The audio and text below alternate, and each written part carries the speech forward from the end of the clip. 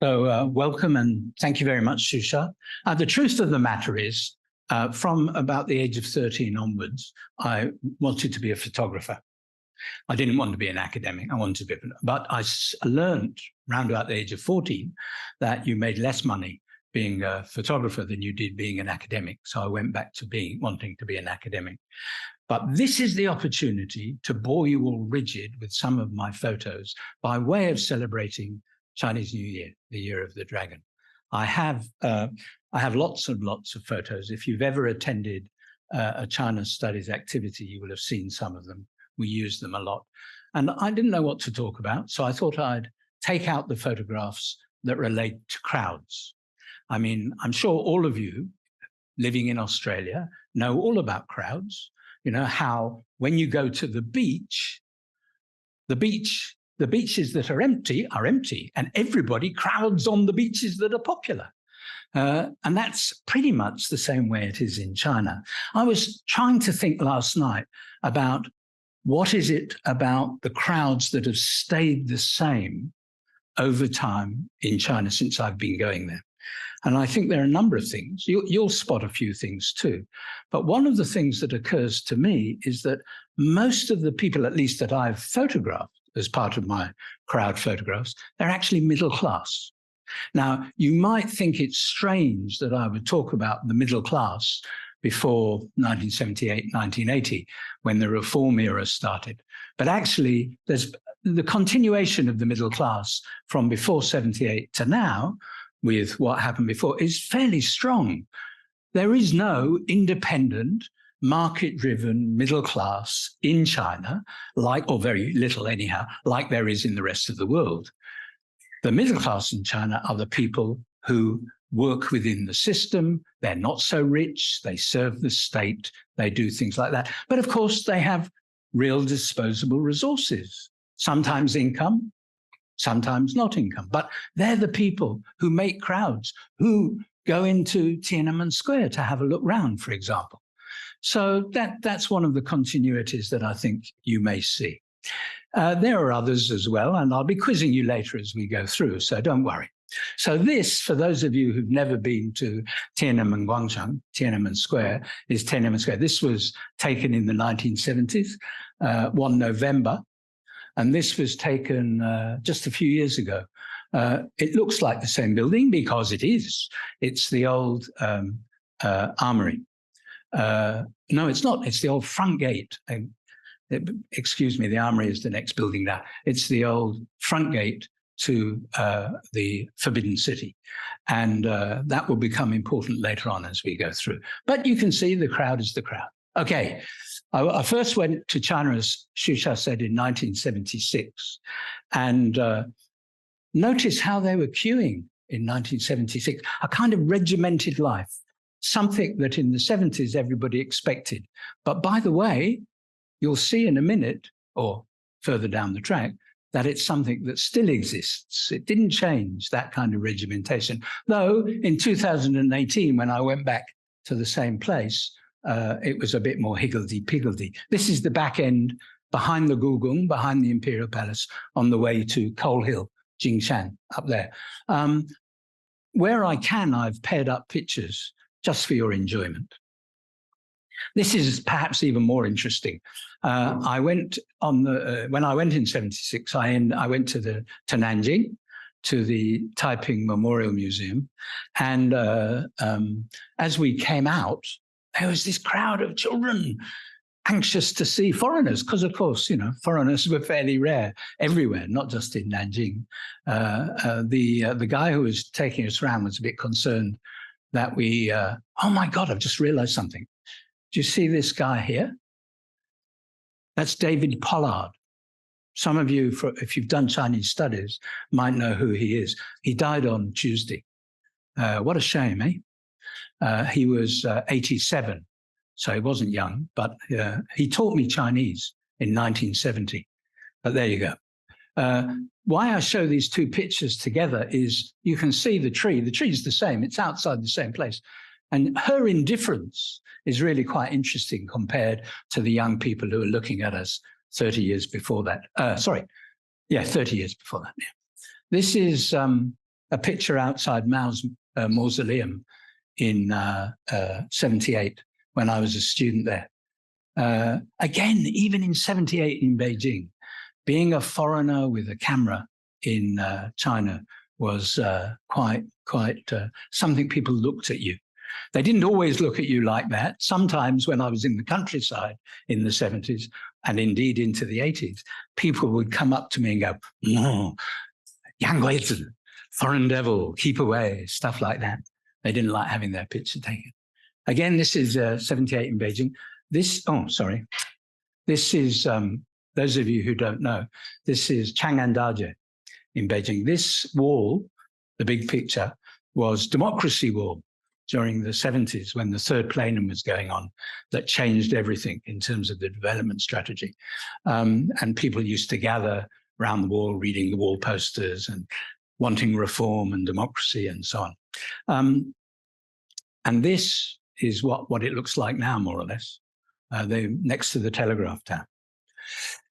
One of my favorite pictures of all, if you've ever, one of my favorite pictures of all, of crowds.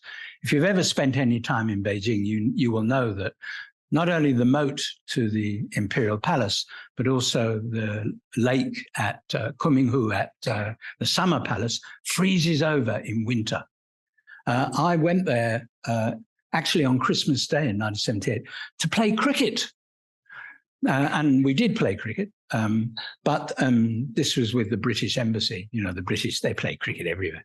I hear they're even playing cricket in America now, but there you go.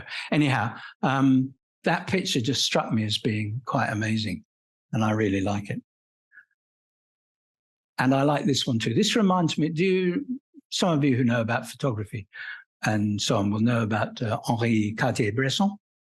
And he, of course, was in China in the 1940s and took pictures of crowds. I mean, he's really an inspiration for the taking of pictures of crowds in China. But it struck me that if Bresson had been there in the 70s, that's what he would have done too. I really like that picture. Do you know what that building is that they're coming out of? Well, it's a food store, but it was originally, this is Tianjin, I should explain. Tianjin is one of those places that was so colonialized in the late 19th and early 20th century that it had 13 colonies. And this was in one of the colonies, of course, the British colony. And it was a bank originally, built as a bank. It became a food store. Later on, it became a clothes store, sports clothes store run by the company set up by Chinese gymnast Li Yining. Anyhow. And again, same era, down in Shanghai this time, though. These were, at the time, end of 78, beginning of 79, young people of their generation were very much on the streets, putting up wall posters, talking about democracy, talking about reform, talking about change. All kinds of ideas were floating around. These were the people doing it in Shanghai. Again, the photographer becomes more interesting, perhaps, than writing Dazibao. And I went down in, this is the next year, I went down to Chengdu. Chengdu in those days was not really, anybody here from Chengdu? Are you from Chengdu? Yeah, you look like you are. Yeah, you got the Chengdu face, you know. Yeah. So Chengdu in the 70s, before you were born, was actually amazing because the buildings were as they had always been. They were, you can see here, a bit like Tudor buildings, half wood, half mud, half timber. And in Chengdu's center, the bottom of these houses was empty. It was an open space. Often it was, if it wasn't a shop, it was living space, just a big single, and the living rooms were above. So they were really very interesting. Of course, it's all come down now, as you can see over on the right. When I tried to make parallel pictures, as I have done for the last 20 years or so, going back to the 70s, I like to try and match up the situation. So you can see the guy on his bike there, his e-bike there, and these people here. There you go. This is an interesting crowd picture. This is from Fenyang. Those of you who are historians will remember that the Ming emperors came from Anhui Fenyang, and this is where this is. But this is more interesting than that, because this was one of the first free markets that started up in China at that time. So the food prices in particular were controlled until quite late in the day. And this was one of those places. Interestingly, they weren't looking at me taking pictures because they were bothered about buying the food. Bit later, as these kind of markets progress, this is another market in North China, in Shanxi province, which I spent a lot of time in. Hunyuan is famous for its not for its street markets, but for its what do you call them? Rope sandal shoes. And I always try to buy a pair every time I go to China. They've gone up in price, though. I can't believe it. This is a great picture. This was a crowd coming to meet me when I was doing field research in Taigu, also in Shanxi.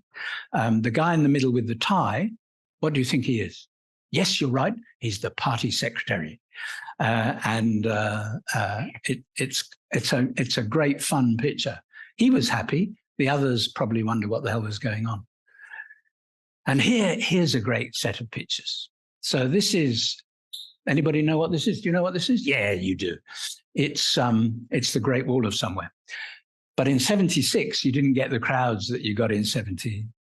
And the interesting thing about crowds, even in China, even in places like Badaling in Beijing, they're not crowds, they're not tourists from outside China, they're tourists from inside China. And very often, and that comes back to this point about who are the people who travel, the people who can afford to travel. They're not ordinary Chinese most of the time, they're middle-class Chinese.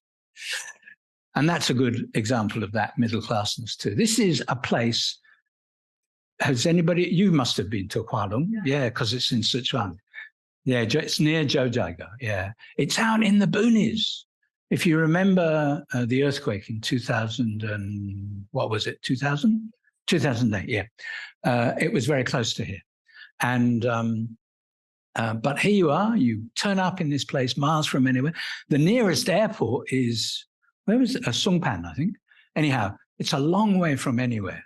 And you get there, and not only are there crowds, it's a glacial valley, by the way, and a nature park. But not only are there crowds, but they've built the steps so that the scenery, the environment doesn't get ruined and so on. Back in the heart of China, as it were, Nanjing, this is a relatively new shopping area in Nanjing, Kongzumiao. You'll know why it's called Kongzumiao if you speak Chinese. There's a Confucian temple there. Maybe I should have put characters on it, excuse me. And the same kind of thing in Shanghai. People wanting to buy things because they're free. But look at them. They're not ordinary workers. These are people who have the cash. Now, usually I show this picture without telling you where it is. It's in Lanzhou. So it gives the game away. I usually show this picture to people, and I say to the crowd, who are in the audience rather, where is this? And they say, oh, it's the beach near Shanghai or Zhejiang or somewhere. It's not. This is so far from the East Coast, you wouldn't believe they had deck chairs and were making sandcastles and so on. It's the Yellow River at Lanzhou. It's fantastic. When you go there in the summer, people really enjoy it. Now, you haven't been to Lanzhou, have you? I can tell. Sorry, not. There you go. I'm picking on you. I'm sorry. Now, Shusha asked me at the beginning whether all these pictures that I was showing you today were my own. They are almost all my own, but this one down here is not. This was taken in 1938 by a German architect who had lived in China from 1904 until, in fact, 1938. He spent 4 years but in Japan with all the other Germans who were taken off after the defeat of Germany, the German colony of Qingdao, but he was there. And I did some work on him because my interest in both Chinese-German relations for fairly obvious reasons. Anyhow, what you'll see, there's no crowd here. So why am I showing you this picture? Well, there's the crowd, the tourist crowd at Tiananmen. What do you notice that's different? The steel isn't in the same place. It was moved when the PRC was established so that armed people carriers could move in and out of the Forbidden City. Fascinating, eh? Oh, and back in Tiananmen Square. Now, that's where I was telling you before. So this is the old front gate of the imperial city that I was talking about before, right at the beginning. This is the wall that used to exist. The German architect that I just told you about, he rebuilt this wall. He was part of the project that rebuilt it after the Boxer Uprising. It got destroyed during the Boxer Uprising, and many things were rebuilt. Later on, he went on to build Peking University and various other things. He also was commissioned to build a parliament for the Republic of China in the 1920s, but that never got built, though the foundations were laid. Anyhow, my point here is not simply to show an old picture and go on about Walter Fry, who was the architect, though it's interesting. But this is where they're queuing now to see. And can you guess what they're queuing to see? Anybody? No? They're not queuing to get into the front gate. They're queuing to get into the mausoleum, Mao's mausoleum, which is just over there. Big queues at holiday times. One of my favorite places in the whole world. This is Changzhou in southeast Shanxi. Why is Changzhou so famous? Apart from the fact that it still has memorials to Mao Zedong. Anybody know? Nobody knows? Come on, don't be shy. It's a very famous place. What do you know about the Communist Party during the Sino-Japanese War? Go on. I know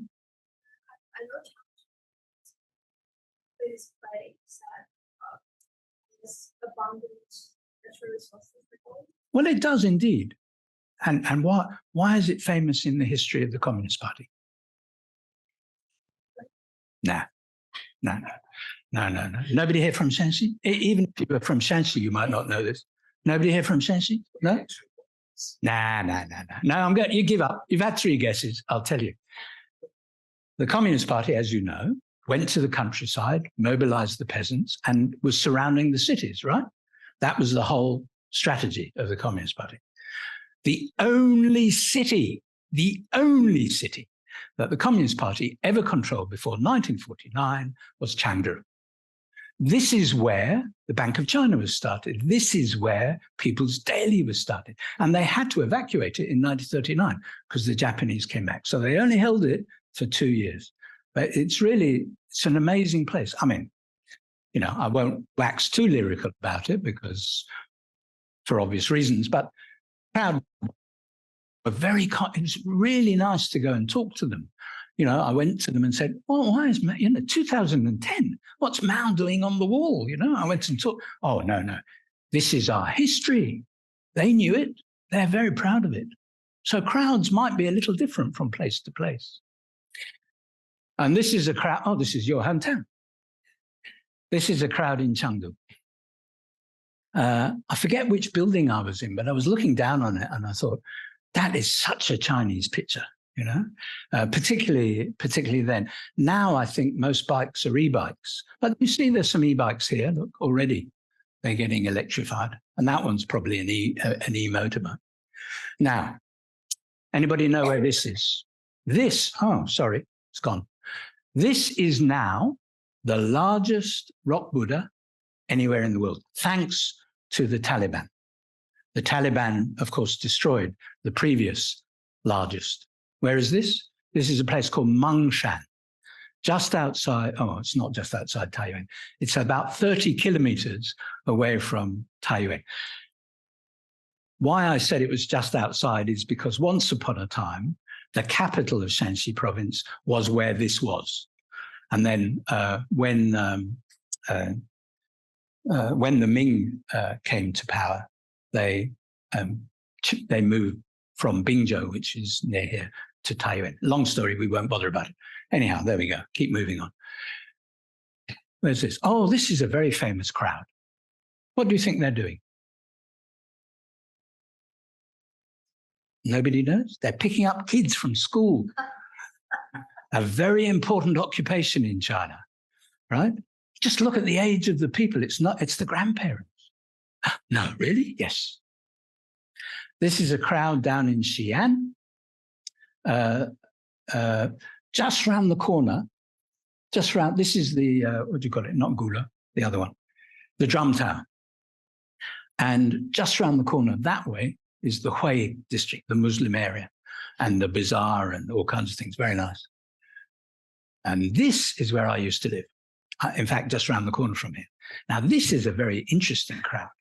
This still meets every Saturday and every Sunday. It's called Hyde Park Corner. Why? Because it's a free speech area. People turn up and talk about anything. Even the police turn up and talk, the security service turn up and talk about anything. It's one of those really interesting phenomena. When you read about China from the outside, you know, there are some unfortunate aspects of the way China operates, but there are also some surprising aspects too, and this is one of them. This is, it's called Suzhou Park. The park was originally where the government offices were. When I say originally, I mean before the Taiping came in 1860. They destroyed the government offices and they set themselves up in another place. And then there was a row between local government and local business people about who should repair the park. Nobody did it. The French came in a few years later and they made it into a park instead. And so in the middle of what became for a while the French colony of Suzhou was this park. And that's what the kind of thing that happens there now. Oh, there you are. Back to the regimented young people that I was telling you about. This is, of course, university students. I wish we could get our students to do this. I look out on the green in front of the clock tower just now, and I see all these wonderful little tents, and our students are just spoilt. They should be made to do these things. This is the opening of if you've been to Suzhou, you will be staggered by the Suzhou Center. I can't remember how many stories it is, but it's got shops coming out of your ears, again, very middle class, however you define it, middle class. But not only that, it's got an ice rink, it's got ski slopes, I beg your pardon. It's got all kinds of things there. It's quite an amazing place. But this was the opening in 2016, very futuristic. This is Xi'an, the place I was telling you about round the corner before. This is the Muslim area of Xi'an. You get a bit of a different feel there, but again, it's the same kind of tourists. And very few, the Muslims people are the salespeople. The tourists are the middle class. Oh, okay. So again, a very famous place in Sichuan. You may wonder why I've got so many pictures of Sichuan. Do you know the answer? My PhD was about Sichuan. Ah, yes. Anyhow, this is the Leshan Buddha, rock Buddha, which is absolutely amazing. You can see the crowd up there. You can see the crowd down here. But I'm now going to show you something else. These are two pictures from the same place, round the other side of the head, taken, 30 years apart. This up here was in the 1982. No crowd, really. They were playing chess. And now, you see they have crowds. You can go down, you can walk down the side of the Buddha. And these days, that's what happens. So the idea that anybody ever used to play chess there is quite ridiculous. They painted a bit too. Oh, why so many pictures of Chengdu? I don't understand this. Maybe because I like spicy food. This is, you know this. Yeah, this is one of the food streets in Chengdu. This is meantime back with the crowds in Shanghai buying tickets for the trains. When I lived in Suzhou for almost 10 years, quite recently. And I came back here to this job from Suzhou. But when I first went to Suzhou in the 1970s, it used to take us 4 hours, 20 minutes, roughly, by train from Shanghai to Suzhou. In about 2009, I think, the high-speed train came in, and it took just over 20 minutes from Shanghai to Suzhou. It took me longer to catch a taxi in Suzhou to go where I wanted to go than it did to get from Shanghai Jan to Suzhou. No surprise there. Wujian. Anybody know why Wujian is famous? It is actually, this is culture, right? This is a theatre place. But there's another relationship between Wujian and culture, which is very, very important. No? Mao Dun, the author? No, you don't even know your own culture, do you? Okay, that's all right. So how is Putonghua defined? How is modern standard Chinese defined? It's defined as two things, or rather 5 things. The 2 things are Chinese as it's spoken in Beijing, plus as it's written in the work of 4 authors, one of whom is Mao Dun, who was born in and grew up in Wujian. Wujian is on the border of Zhejiang and Jiangsu, as indeed most things are to do with culture in China. Oh, this is my favorite of all. Well, one of them. This is a supermarket with 120 checkouts. Talk about crowds. 120 checkouts. Can you imagine that? Tell that to Woolworths and Coles, Allen Fells. And again, even without the checkouts, this is downtown Shanghai at a crossroads on just a normal afternoon. Back to Suzhou. What do crowds do in summer? They dance. Most of the night away, actually. And this is an interesting, I should stand in front of here so you can't see what it says. So everybody knows that Chinese save money and don't spend it. Everybody knows. So something like 46% of Chinese GDP, household savings are 46% of GDP in China. Household consumption, household consumption is actually the lowest in the world, but the highest in the world for savings. Where does the money go? The money goes hugely on housing. Why is there a property crisis in China? Because people buy more houses than they need. I mean, it's not the only reason, but it's one of the great fuelers of that whole thing. This was flats were coming on the market, and people were. I took this. This was in the summer, and I took this picture early in the morning, something like 6:30, and the crowd was already getting quite large. Guangfu, on the way to Lake Tai from Suzhou, is a very famous cultural area. It has a temple that every Qing emperor from the beginning onwards visited, and they all wrote inscriptions and said nice things about it. And of course, on the way to the temple, people are selling things and the crowds gather. Just a little crowd. This is a food market, strangely enough, on the outskirts of Suzhou. Again, it's a bit like the 120 lane supermarket, isn't it? You don't get this scale of thing anywhere here. We're almost done. I don't know how we're doing for time. Oh yeah, we're doing okay. So this is Mudu. Mudu is part of Suzhou in a way. Suzhou's people say to me, where is Suzhou? I say it's a little town of just under 15 million people, somewhat to the west of Shanghai, which is true. And it has a number of different towns and cities within it. It's really quite large. It stretches from the Yangtze, the Changjiang, down to Lake Tai and down to Zhejiang. Mudu was the old port, one of the old port cities on the Grand Canal that goes from Hangzhou up to Beijing.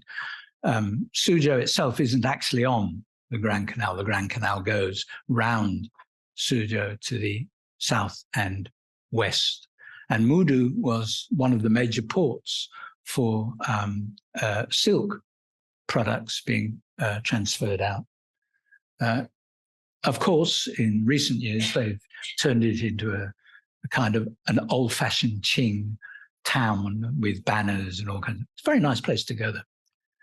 And finally, just to let you know that post-pandemic, nothing has really changed. This is the crowd on Pingjianglu in Suzhou in last year when I was there last October. Suzhou is full of canals. Despite not being on the Grand Canal, there is a canal that goes from the Grand Canal and goes all the way around Suzhou. Some people call it a moat. Well, being a moat suggests fortification, and there may have been an element in the Ming and Qing dynasty of having fortification, but generally it was more for drainage and transport. And within the old town of Suzhou, there are 8 canals that go north-south and 13 that go east-west. And Pingjianglu, as you can see, there's a canal boat. Pingjianglu is now really a tourist trap to beat tourist traps, but very nice, great fun. And I just got out of hospital last October, the 1st, and so I went for a walk along Pingjianglu to see what it was like and to see whether the crowd was any different. And as you can see, they're still pretty middle class. And you may ask me, well, how can you tell they're middle class? First of all, because they're there. Secondly, because of what they're wearing. You want to know people's class in China? What do you look at? Partly their face, because, you know, people who come from soft lives have soft faces and so on and so forth. I could go into that in detail if you wanted. That's one way. I mean, you don't get any children of peasants, not genuine peasants or genuine workers coming as students, for example, to Australia. Most of the people we get here are from the middle class I'm talking about, Tijane, within system. They have, well, we can go into that if you want, but anyhow. The other thing, though, you should look at is shoes. Always shoes. In the old days, you could spot carders by their leather shoes. These days, you can spot well-off people by the kind of trainers that they wear. I mean, when I was a kid, trainers were things that people wore if they participated in the Olympic Games. But that's not quite the system now. Anyhow, I'm going to stop there. You wanted me to answer questions. Is that right? I can't think why, but the whole point of this exercise is to welcome in the Dragon Year. 4 cycles after my first visit to China in 76. And so here we are, back with the dragons. Happy New Year. Thank you, David.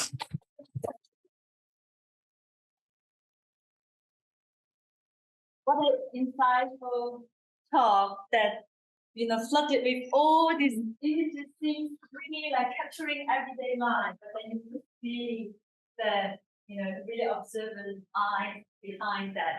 And thank you for, you know, also, you know, telling us different places. And I definitely don't know about China, so thank you for that. Yeah. And no, we know there is a brilliant scholar, and now we know he's a brilliant photographer. And I did not know that you actually, you know, quite into fashion as well, of people's, you know, clothes and shoes. And what attracted me here from a lot of photos here, particularly when you go to China, that, you know, our clothes change. You know, yes, they do. Yes. The square in 1976, you know, to here. Yeah, but you know, Yeah. It's true. So the cotton jackets of the 70s have given way to other things. But what is still the case here is that fashion dictates, right? Fashion dictates. You know, look at the bags. Look at the trousers and the bags and even the veils, you know. Yeah. Oh, well, here's a story. Here's a story about tattoo. Now, this is not about crowds. This is more about people. And I have pictures of this. So I'm not a great swimmer, I have to be honest. I can swim, but I'm not a great swimmer. But in Beijing, there's a hotel, the Grand Hyatt, which has the most amazing swimming pool. It's indoors. It's actually partly underground, I think. It is underground. It's built like an oasis, and it's fantastic. If you're ever there, go. It's well worth it. Now, why is that relevant to tattoos? For this reason. So I don't like going swimming when there's lots of people there. I don't like people very much, actually. You know, thank you for coming to this, but, you know, I could do without it. But yeah, maybe I should, another crowd. Anyhow, but so I go in the middle of the day to go swimming, as do the rich women, the rich wives of people who possibly have enjoyment to do for the rest of their lives. And they put on swimming costumes. Of course they do. They don't wear bikinis. They wear one-piece swimming costumes, but their shoulders and backs are exposed, right? Which is, of course, as you will know, for certain generations in China, a little unusual. I mean, when I first started going to China, women didn't bare their shoulders at all. And even now, it's quite normal. You know, I mean, when I was working in university in China, in the universities in China, the foreigners used to joke that the girls didn't bare their shoulders, but they had very short skirts, which is perhaps an un-PC thing to say. But anyhow, let me tell you about the women swimming in the pool, which is much more interesting. They had amazing tattoos, amazing. I have never seen anything like it. Not just black and not just ink black, but colorful, very, very colorful, all over their backs, all down here. Huge tattoos. So these are people who are very well off. You know, being a fusty old conservative European, I think that anybody who has a tattoo is a gangster. And indeed, maybe these women were, I don't know, but much more likely it was a fashion. Yeah, sorry, I interrupted you. Yeah, I'm here to, you know, get you to tell more stories. Okay. Yeah, so fascinating if you know, look close up of the photograph. And I'm here not to stop you. I'm here to, you know, open to the floor. If you have any question for David, I'm sure that. What camera do I use? Do you want to know that? A Nikon. Always Nikon. Yeah, all the way through. Yeah, all the way through from the beginning. I use Nikon, and in fact, the reason for that is because I'm mean. Don't like spending money. So once I started building up a collection of lenses, I kept the same bayonet fitting. It was a good choice. Yeah, it was a good choice. Yeah.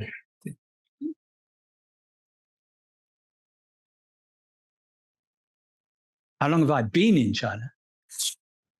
I think altogether I've spent about 15 years there. Not very long. No. Altogether, but I've been working on China since 1968, and I've been an academic since 1971, 5th of September 1971. You should know that date. Do you know what happened that week? No? God, where are you guys coming from? Not everybody, but I'm looking at you. You should know. Lin Biao fell out of the sky that week. That's the week he fell out of the sky. Yeah, but that week, when I started teaching, that's where he came. Sorry. Oh, excuse me.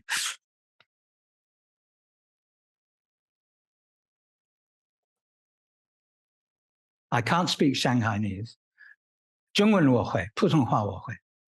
我在南京用中文教的书。I was a PRC Ministry of Education professor at Nanjing for 4 years. 没有你好。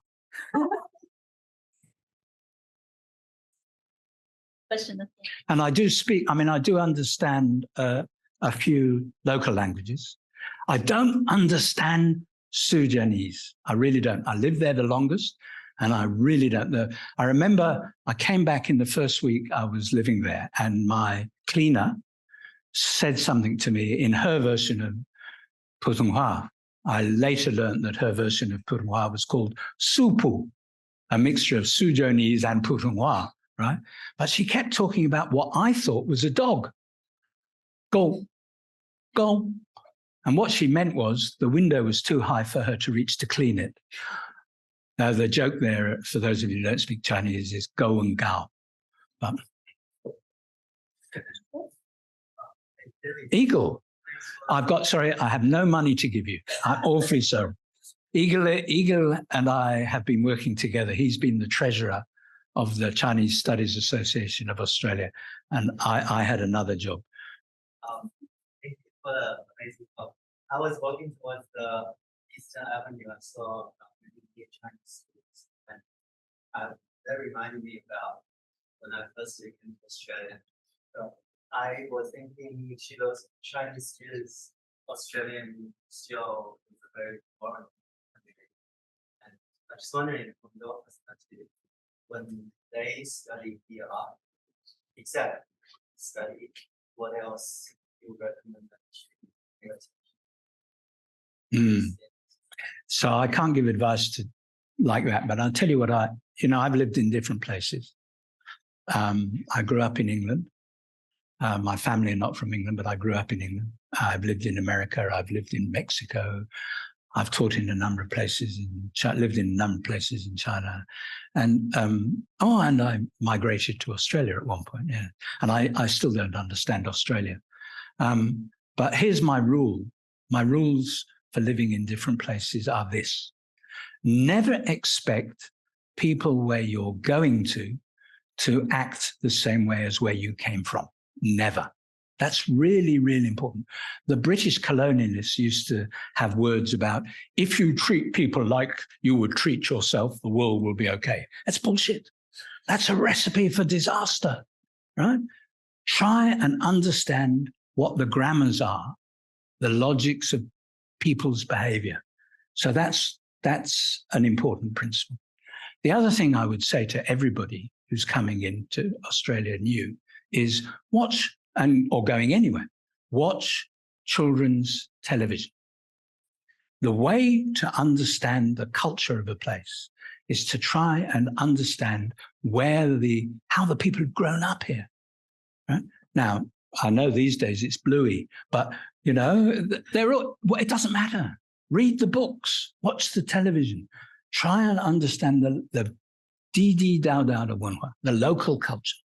It's really important. And that's true in China too. I mean, there's a world of difference, between Chengdu and Beijing. In the 70s, I lived predominantly in Beijing and Chengdu. And shuttling between the two was bizarre, right? They were different worlds. First of all, they didn't speak the same language, but that's a different matter, right?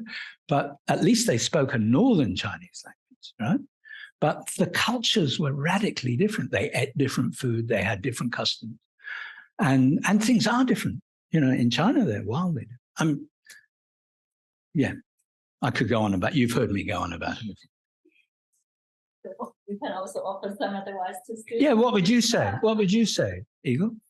Don't come, go home. And I think one other piece of useful information, it's impossible to do, I think, for Chinese students coming here, is when I've been in foreign countries, I've not stayed with the group that I came from. So when I went to live in China, I stopped talking to English people. I don't like English people very much, so it wasn't hard. But that's the way to do it. Talk to other people. Here, Chinese students should try and talk to Australians, not to Chinese. Now, of course, in Sydney, that's difficult. What was the figure you gave? Somebody gave me a figure the other day. I think there's 500,000 people currently in New South Wales who were born in the PRC. That makes it very difficult for a Chinese student coming to the University of Sydney not to speak Chinese or meet Chinese people. Really hard. But, you found that. Yeah. Yeah, all your friends are Chinese, right? Yeah, actually, yes, but to be honest, I really want to integrate the local. Oh, I don't want you to integrate. Yeah, and not integrate, have more interaction. Interaction, yeah. But it is hard. It's impossible, yeah. Yeah, it is hard. It's very hard. Cannot find the channel to read. Are you an undergraduate or a postgrad? Are you an undergrad or a postgrad? I'm a PhD student here. Yeah, you're a postgrad, yeah. What do you do? My supervisor. Minglu is your supervisor. I'm not one of your supervisors, am I? Oh, no. Grandfather of supervisors. Yeah. Excuse me. Do we have more questions? I'm Anthony Lim. Hello, Anthony Lim. I'm a graduate architect and now graduate city. Yes. I have the fortune of working in Hong Kong in 1977 and 1988, working for the Hong Kong government. And I first visited China in 1980 and I completely shared with you. In fact, my memories of Beijing was that beautiful wide avenues. There were all tree lines. There were no multi-story buildings. There were only good dogs on the side of the street. And we were only allowed to stay in one hotel in the center of Beijing. So the hotel reserved for foreigners. It was guarded by Chinese people on the outside, not allowing any Chinese to enter the hotel. In fact, my guard, who I liked very much, I invited him into the hotel to share a bottle of Coke. It wasn't allowed. I've recently come back. I've recently been to China again in 2019, and what amazes me is the progress in China. I come back to Sydney and I said to my friends, I've just been to the future world. They asked me what. And I'm talking about the shops show, and a lot of shops did not allow you to enter unless you have the correct credit card. There were cameras everywhere, so it was safe everywhere. And what also struck me was how proud Chinese were of being Chinese. I asked the tourist guide, I said, I've just been to the hotel reception. Everybody's wearing a pin showing their hand and sickle. And he turned his collar and said, also wearing a pin. My question is, I've seen a lot of these scenes, even this morning on television, because I get CGTN television, China's global television network. It has 2 channels. It has got a news channel, but it's also got an amazing documentary channel. Why isn't CGTN allowed to really be shown in display? My second question is, I went to Hong Kong. I didn't know. I went to Hong Kong last November. Yeah. Because I know Hong Kong very well. And the progress in Hong Kong is amazing. I did not see any police in Hong Kong. I could go everywhere freely, talk to people freely. The one problem I had in Hong Kong is I wanted to visit Shenzhen. I couldn't get a visa to go to China in Australia because the waiting time was about 3 weeks. Oh, yeah. At the Hong Kong airport, I was told by the visa office there, Chinese visa office, just go to Kowloon West Station and they will issue a visa on the spot. When I presented my passport to the immigration lady, she took one look at it and said, sorry, no entry to China. I had to be escorted back to the Hong Kong border, so to speak, within the station. And that's my other question is, why are Australians not welcome into China? despite on that same day, Europeans from Germany, Netherlands, France, and Germany are allowed to go to China visa-free. People from Malaysia, Hong Kong, and I heard recently from Thailand are allowed to go to China visa-free. Why not Australia? I don't know the answer to either of those questions. Good people. No, I mean, CGT, I mean, you're watching it now in Australia, yeah? Did you not say you're watching it now in Australia, CGTN? Chinese Global Television Network, yeah. Foxtel. So you can get it. So what's the problem? I can get it on pay TV, but not on free TV. Oh, well, nobody watches free TV anymore.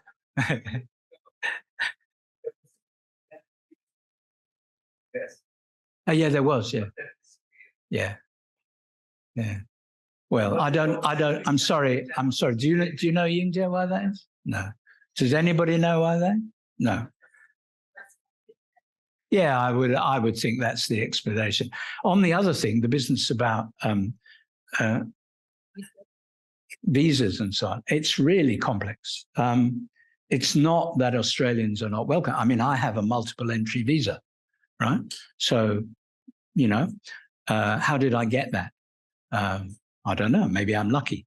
But more likely, I applied in the right way.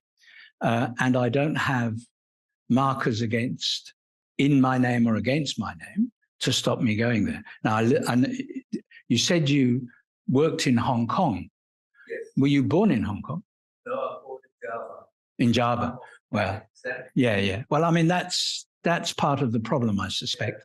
It's not that you're an Australian, that's the problem. It's what your genesis, your origins are. And nobody minds. Nobody who stopped you will mind. What they will be worried about is getting into trouble, letting you in, so they don't do it. It's the way the University of Sydney works. We work the same way. Every bureaucracy works this way. I've told them my permanent Hong Kong ID card. Well, I mean, I'm just guessing. I don't know. One question.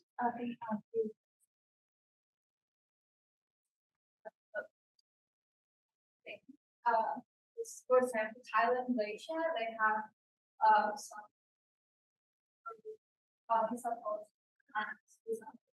so now we can get into Singapore, Malaysia, without for visa and events, without. And I have a question. First of all, thank you for sharing. And you just mentioned that you don't like to go to those areas that's too packed, but you are taking those photos of crowds. So what drives you to take these photos? Is it related to any of your research? Yeah, it's all related to my research. So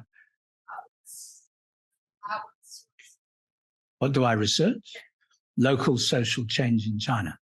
So, I mean, I just took out these pictures on the crowd because usually I show other things like individual people or places or things where I have good stories, or where I went. But this time I thought I'd just do crowds.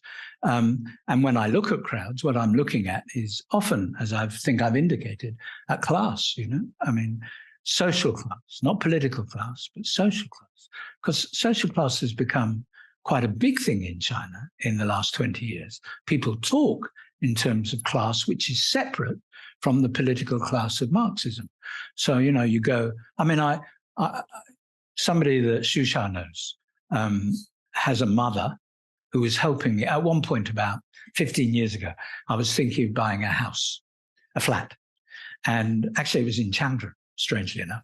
And so the mother offered to help me go and find something. And so we saw these new housing developments and the ones she approved of. And we had a look at them. I didn't in the end buy anywhere because if you're a foreigner and you buy a place in China, if your inheritor is not Chinese, the state gets it back. There's no law about that. It's just how it happens, right? So I decided not to bother. But I was still keen on it because there's some places in China I'm really quite fond of. Anyhow, we're walking between two housing estates and we passed another housing estate. And I said, oh, are we not going in there? And she looked down her nose at me and said, oh, they're not people like us, they're working class.